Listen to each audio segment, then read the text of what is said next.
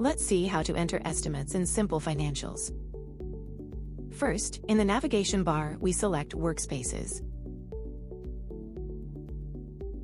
Then we select Project Workspace from the drop-down menu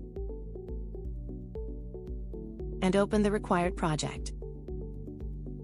Next, we select Details in the left pane.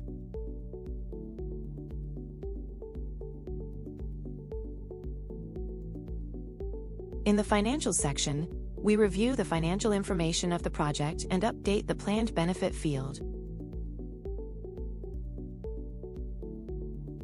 Next, we update the planned capital field.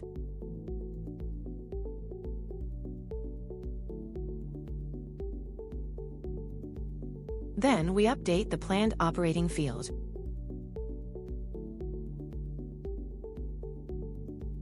In the form, we enter the actual cost.